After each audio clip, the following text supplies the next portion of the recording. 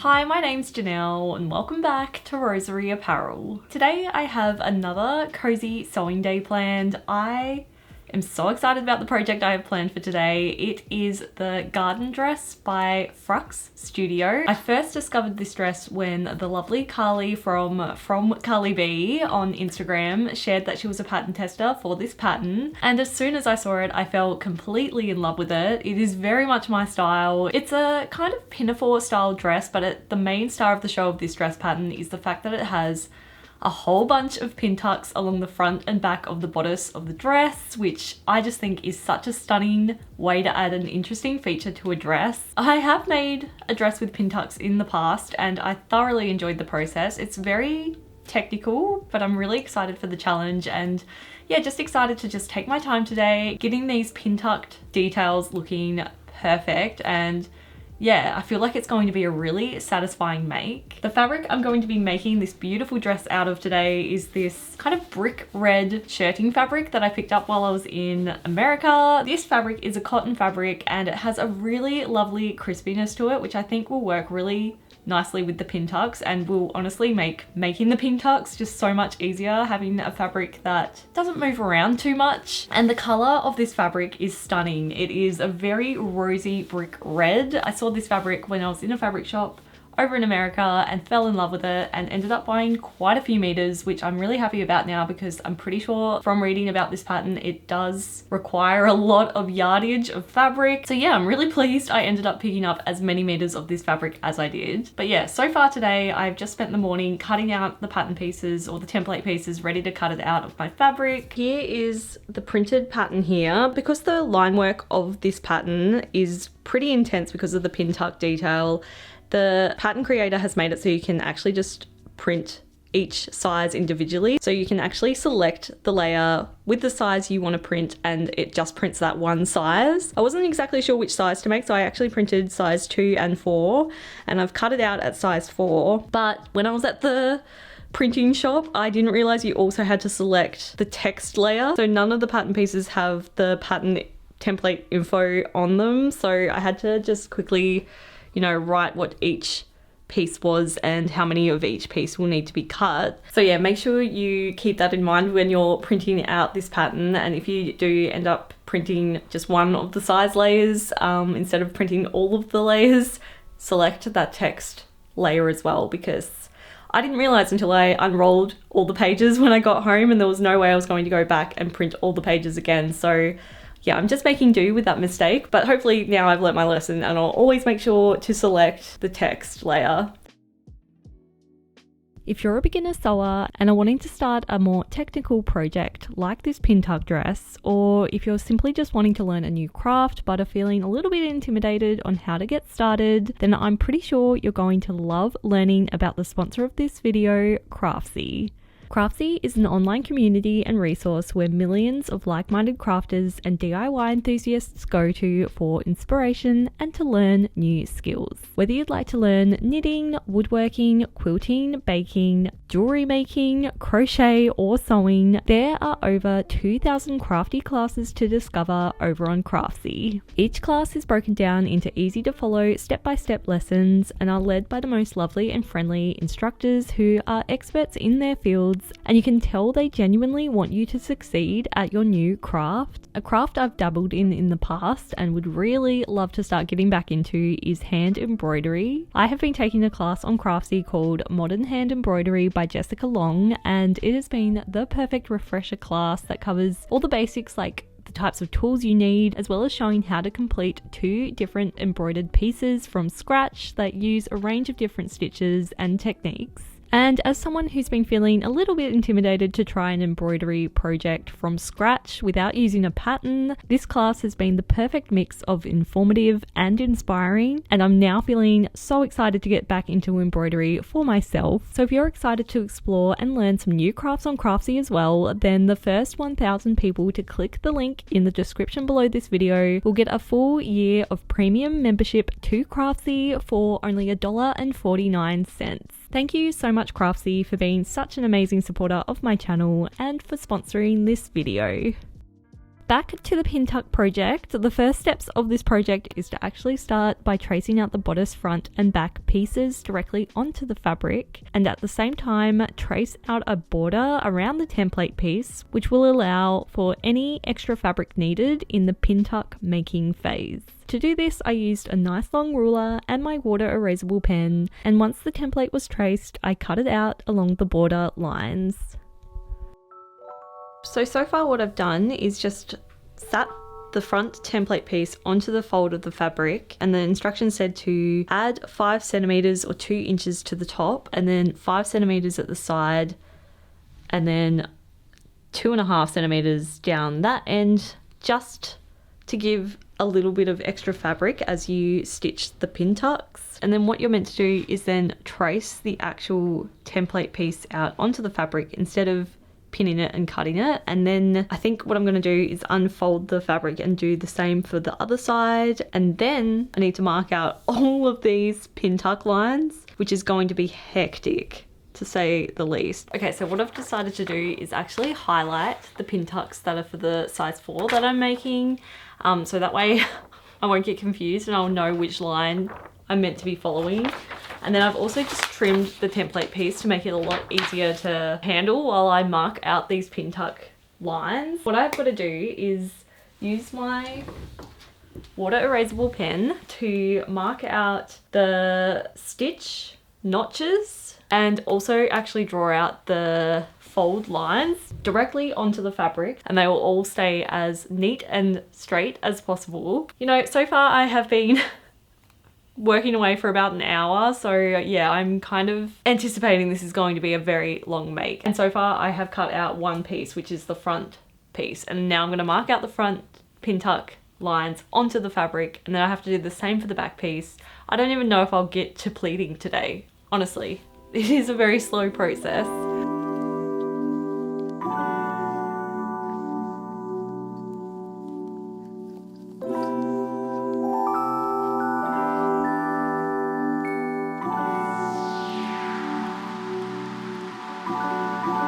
The fold lines are now marked out on all the fabric pieces. I've also done it for the 2 back pieces as well. I didn't film the process because it was the exact same process just for the back pieces. I'm going to read the instructions to see what I have to do next, but I think I need to start folding along these lines and stitching them in place to create the pin tucks. So yeah, I'm excited to finally get started on this fun part. Okay, so nope, we aren't up to the pin tucks just yet. I've just had a read of the instructions, and apparently we have to do the back slit first. So the back slit is just an opening at the back of the dress to help me be able to put it on and off. It looks like it's quite an interesting process. You have to stitch the center back seam, and then you have to clip into this little point here.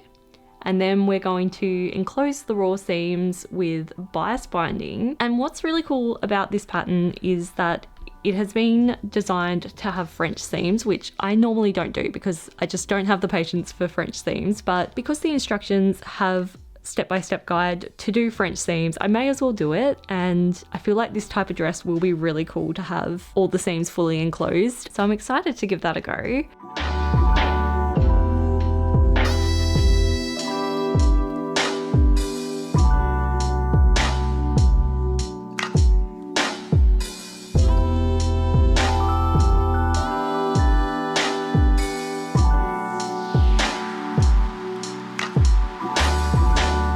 The back slit is done.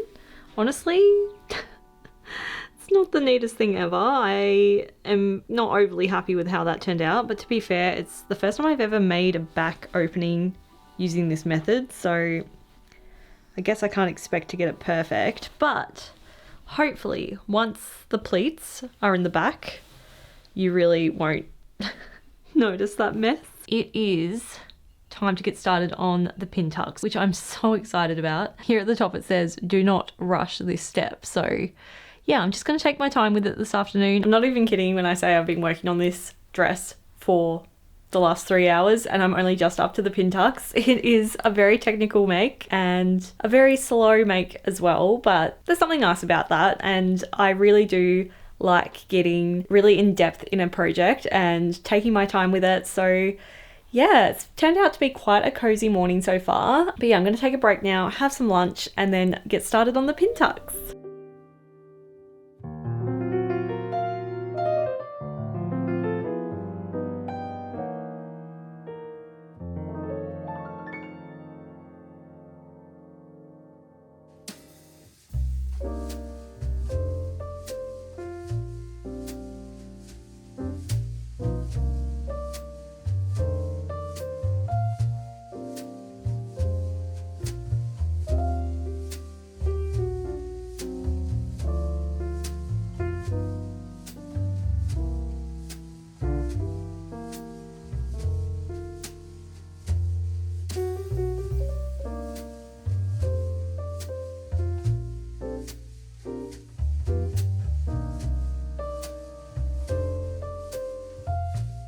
Okay, one side is complete and now the other side to go. Obviously needs a press, but they're already looking so good and they feel amazing. The texture is just so good. It surprisingly didn't take too long. It kind of reminds me of shirring a little bit. It's like a tedious, repetitive task, but it's not too difficult, and yeah, it takes time, but the end result is 100% worth it. But honestly, if you are a semi-confident sewer and are wanting a fun challenge, I do think this pattern would be good for you. Yeah, if you just have a bit of patience, you'd be able to tackle these pin tucks without a problem.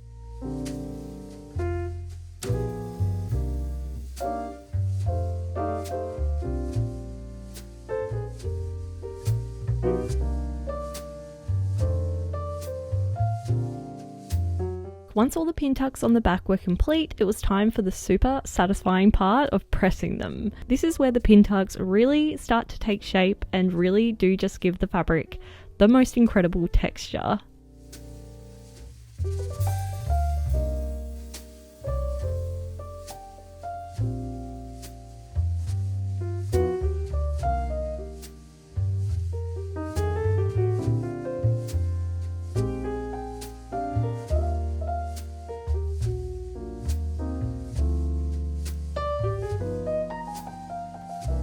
The back pin tucks are complete, and how gorgeous do they look? I'm a little concerned that my pin tucks have shrunk the fabric more than it should, because I've got this back template here that I think it's close. It's just like maybe a centimeter or so smaller than what it should be, but apart from that, it is looking fantastic. I'm so happy with it. That took me maybe just a little over an hour, maybe an hour and 15 minutes or something to do all of these. And yeah, now I'm gonna get started on the front ones.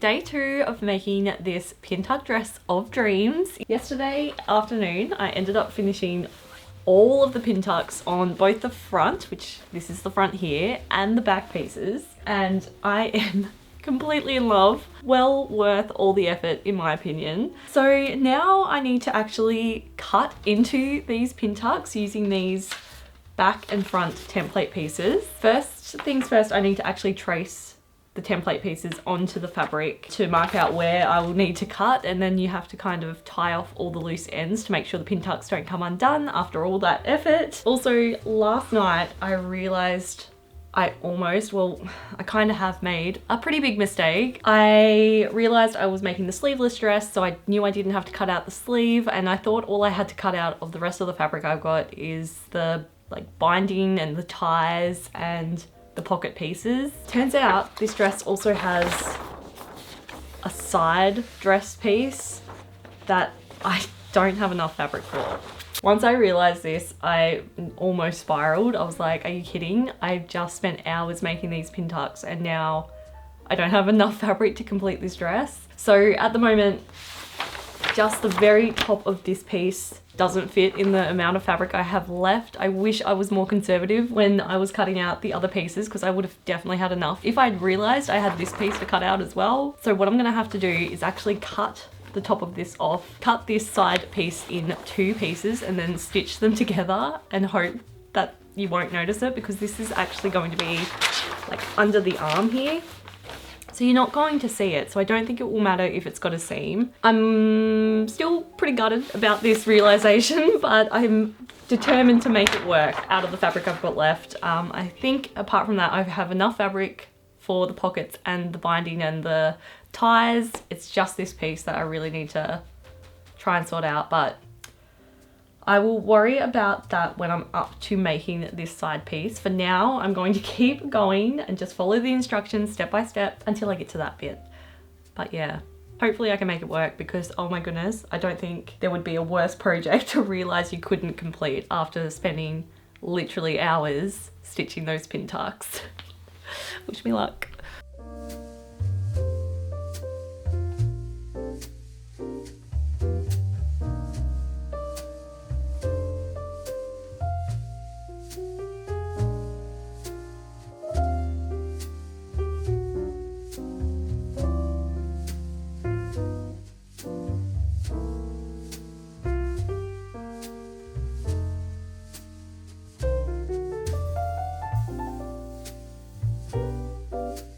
Okay, so I decided to cheat a little bit in the end. The instructions here say to kind of unpick the threads and then tie them into a knot just below the line where we'll be cutting, but I couldn't for the life of me figure out how to do that. And I was a little bit lazy as well because I hate unpicking with a passion.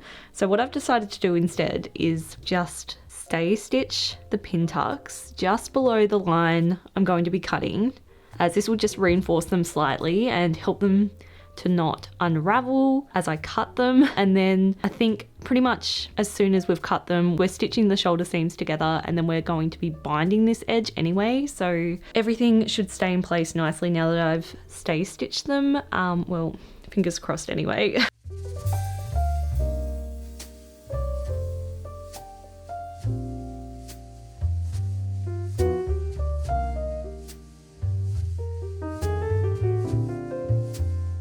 Once the front and the back were cut out, it was time to stitch them together at the shoulders, again using French seams to stitch them together.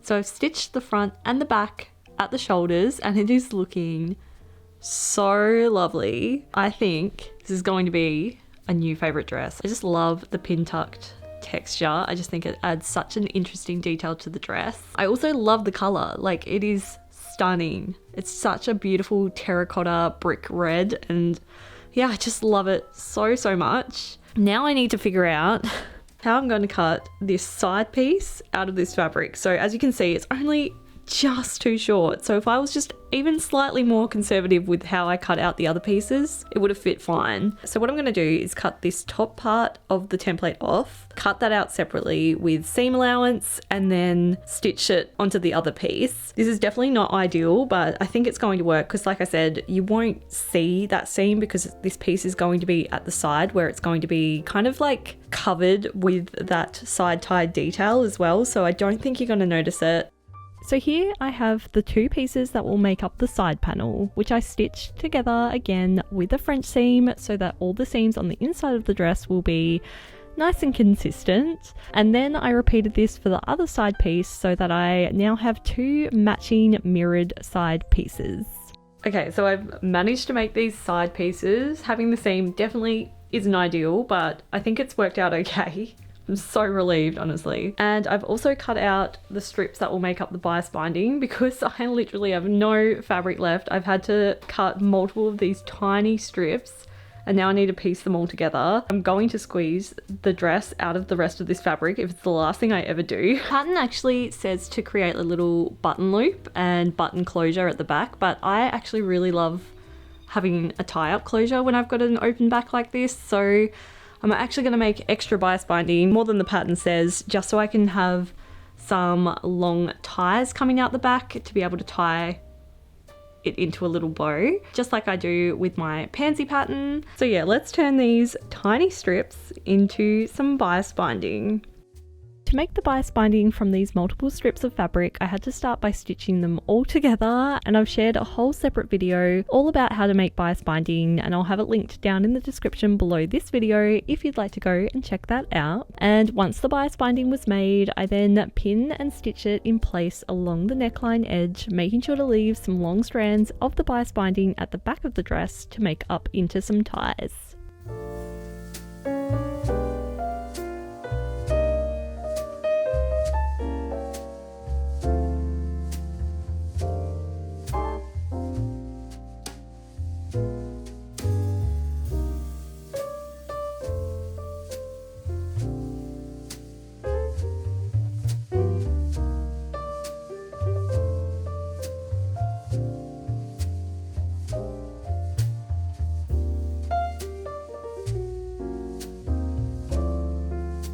And the tie is complete and the neck edge is fully enclosed into the bias binding. It looks so cute with the tie at the back. I'm so glad I decided to do that. If you want to do this little change to the pattern as well, then just leave about 45 centimeters extra bias binding after this neck edge here and you'll be able to have a little tie. Now it's time to start working on the side ties, which is going to be really fun to add. And then we need to attach the pockets and those side pieces as well.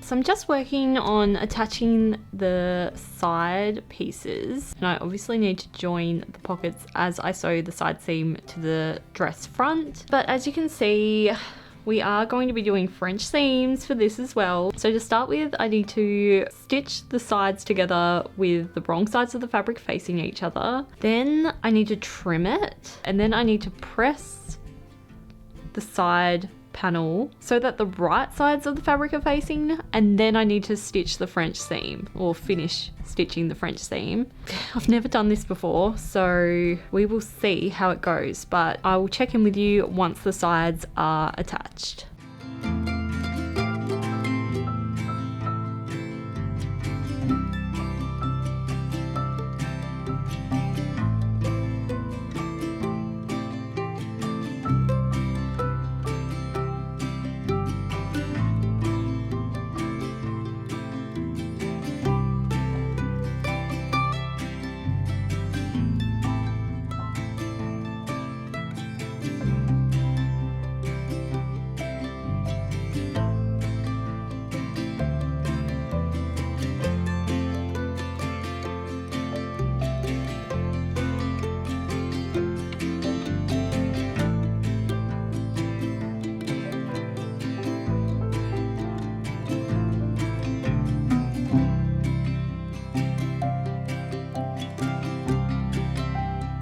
So the side panel has been attached just to the front at this stage, and it is looking so cute. I actually kind of like how this random little side seam looks. It kind of looks intentional, like a design feature.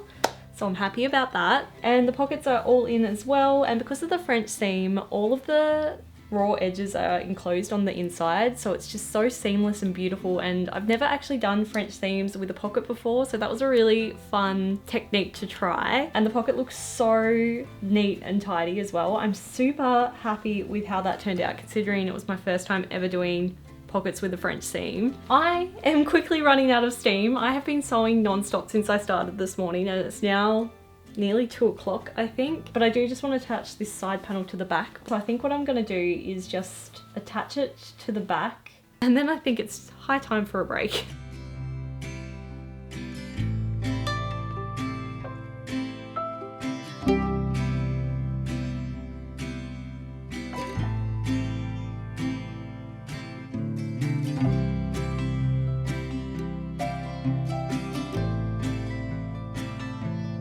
It's looking so cute.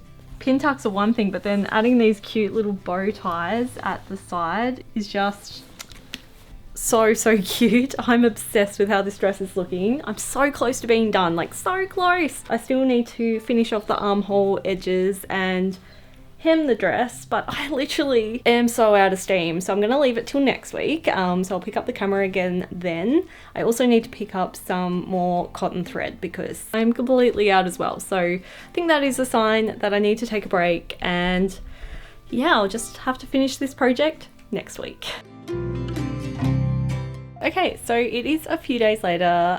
It's very bright in here, so I'm gonna have to close some blinds, I think, and I am so excited to finish this dress this afternoon. I am so close. I have, I think, 2 steps left to do to complete the entire dress, and I'm so excited about it because I already can tell this dress, where is it? This dress is going to be one of my new go-to dresses. It's exactly the style I love, but I don't know, something about the pin tuck details has just given it the most incredible texture, but also it's super lightweight. I don't know.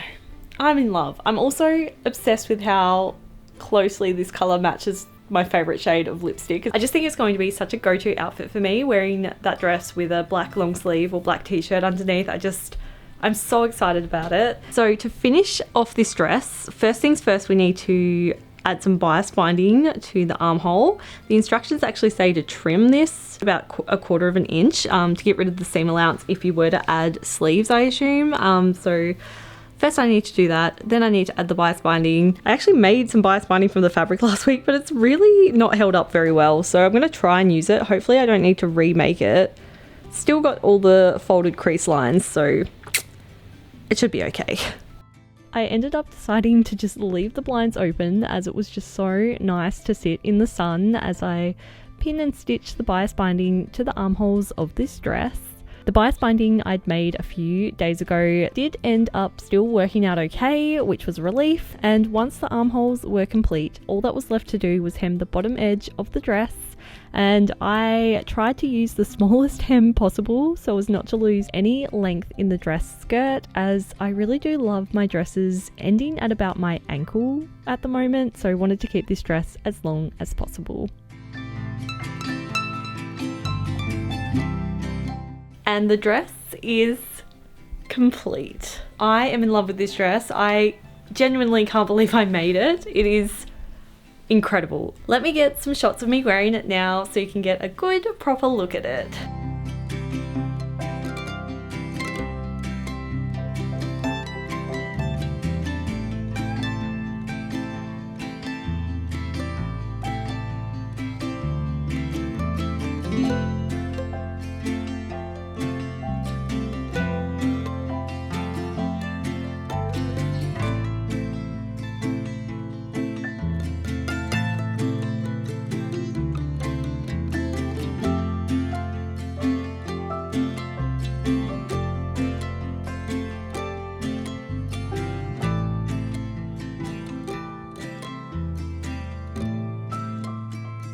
I am so proud of how this dress turned out. It is such a Janelle style. I feel like I'll get a lot of wear out of this dress. And I love the color of this dress. I don't wear reds very often, but This kind of brick terracotta red is just definitely a color I can get behind. I am in love with how it looks. I also, like I said, love how it looks with my favorite lipstick. And yeah, overall, I am so impressed with this pattern. I 100% recommend it if you're up for the challenge. At the start of this video, I kind of said if you were a confident beginner, you could potentially give this dress a go. I don't think I agree with that statement anymore. Honestly, the pleating part of it was not difficult at all, but the overall construction of this dress with all the French seams and all the intricate details made it so it was not the easiest dress I've ever made, but definitely worth all those extra fine details because it has just made up into the most incredibly beautiful dress. The inside is just as beautiful as the outside because of all of those nicely enclosed French seams. I'm now intrigued to have a go at maybe making the sleeved version as well. I do think if I was to make it again, I would make a size smaller. It is a very generously sized dress. I made a size 4 in the end because I was tossing up between the size 2 and 4. If you are more petite in the chest area, I would definitely size down because yeah, it's just a bit broad on my chest area. Everything else fits perfectly though. It's super oversized and therefore very comfortable. But yeah, I cannot wait to wear this dress. I'm in love with it, and yeah, I hope you enjoyed following along as I document the whole process of making this dress. It has been such a cozy few days of sewing, and yeah, these cozy sew with me videos are some of my favorite to make. So if you have any suggestions for some patterns you think I might like, please feel free to leave them in the comment section below because I'm always looking for new patterns to try. And yeah, thank you so much for watching this video until the very end, and I'll see you in the next one.